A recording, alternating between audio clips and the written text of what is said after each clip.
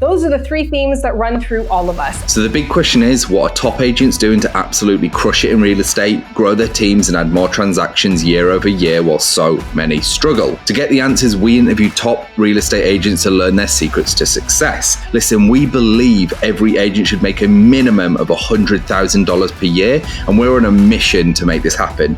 We've already helped over 100 agents achieve this with our coaching. So if you want to fast track your business growth, get to your first $100,000 in GCI or add another $100,000 in GCI using social strategies, then head over to go.eliteagentsecrets.com, or you can just click the link in the description below.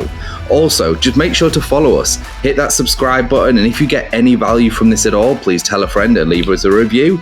My name is Andrew Dunn. And my name is Peter Michael. Welcome to Elite Agent Secrets. So I want to move on to the next one, which is actually going to be creating better alignment. So this is quite a broad topic. So tell us what you mean by creating better alignment. Yeah. Alignment is really your ability. It's when your thoughts align with your actions and your actions align with your goals. And then those goals really align with your blueprint. So let me kind of break that down. I shared my story of getting into real estate. And how for me, really the one of the triggers to my success was really being clear about where I work best and how I work best. And maybe someone else's way works for them, but doesn't always necessarily translate that that's going to be the way it works for me. So, we all have our natural blueprint and way of working. But understanding that, again, coming back to the brain, because I do a lot of brain-based, coaching and strategies, is understanding that our brain's wired for alignment. Things have to match.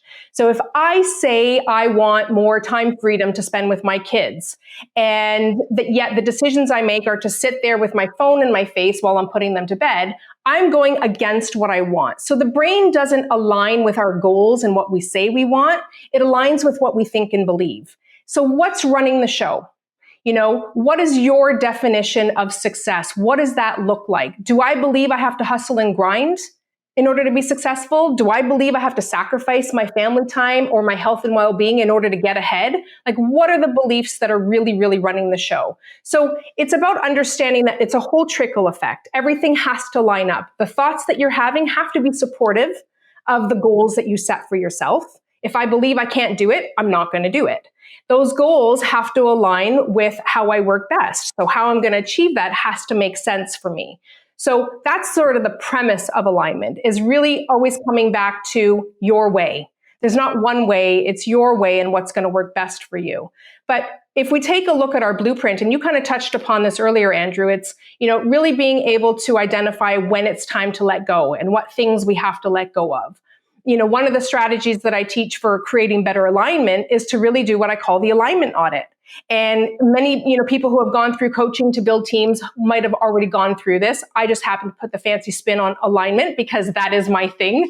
But, an alignment audit is really just identifying what are all the things that I do in my business. What button do I have to push in order to keep things going? And I have to make that list. And next to each item, I have to identify, A, do I like it? B, am I good at it? Does it suck my energy or does it, fuel me? And really identifying from there, what are the things that I need to be shifting, delegating, automating, eliminating in order for me to stay in the zone, right? For me to be able to stay in alignment, because, we all know we can do everything. This is not about our ability. It's about our preferences and how we work best. And the longer you can spend in that zone where you are working within your preferred way of being, the easier the business is going to feel, the more energy you have, and the more motivated you are to do more. One of my questions then, just to unpack the alignment, let's say, so you've got a goal. Let's just use my million because we spoke about it just a minute ago. So it just makes it easy. So let's say you got a goal of, say, doing $1 million a year, or you might do, for a realtor, it might be 100 transactions. We'll do 100, it's fine.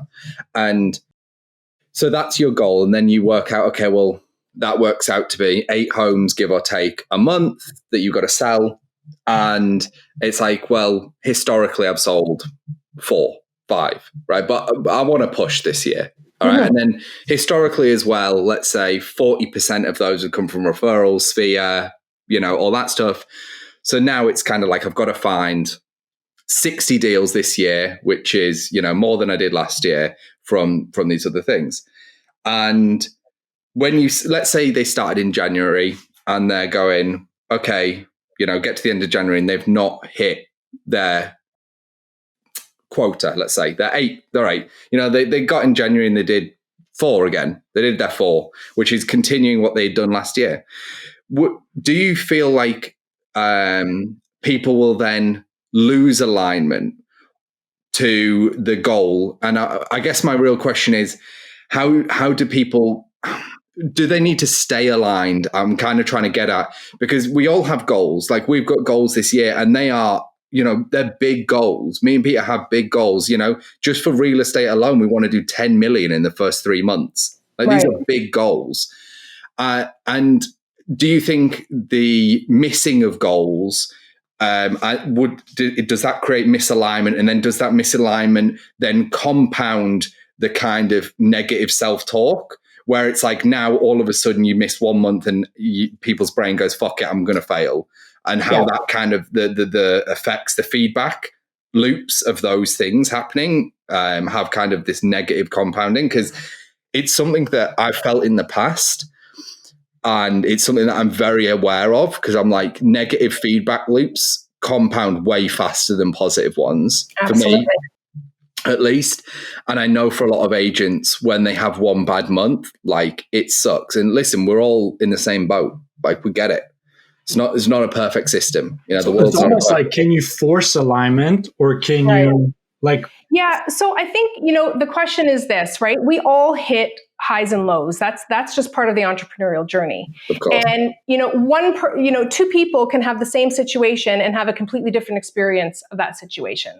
So one person can have their goals set for 6 transactions a month, and come at the end of month 1, can say, oh, I missed the mark. And their decision might be, let me look at where I missed the mark.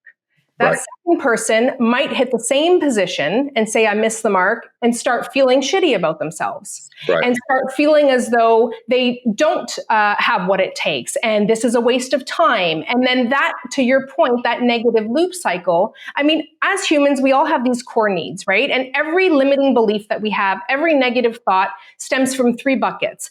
Am I loved? Am I safe? Am I good enough? Those are the 3 themes that run through all of us. And if any one of those core needs are triggered in any way, you end up in what you described, Andrew, as that negative feedback cycle. So that entrepreneur A who doesn't make it mean that they failed, who doesn't make it mean that they're not capable, is going to go and find solutions and strategies, because their brain is wired to look for the opportunities.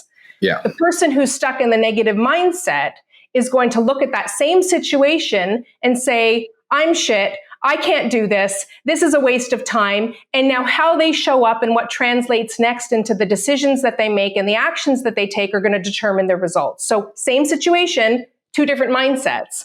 So it's really about, the alignment is not this thing that we can constantly control. There's always going to be a give and take. It's a very flexible, fluid process. Our job, though, remember, is our ability to take action and to figure out what's stopping us. So it's not to beat ourselves up and to dig us further deep in the hole. It's to identify and not make it mean that I'm not capable. It's about looking for the solutions, in order to get to what we want. I think what some people, I guess the way I kind of thought about it, I know I babbled, I was trying to make a kind of cohesive question out of it, was, let's say you did the first 2 months and then you hit your 4. So now the extended goal is now in that 10-month block. And a lot of people go, well, if I haven't done the first 2 months, they're now added on to the remaining 10. So I've got to get more in the 10 than I had to get in the 12. Oh, and by the way, if you're interested in gaining access to our course and coaching 100% for free, then head over to go.eliteagentsecrets.com.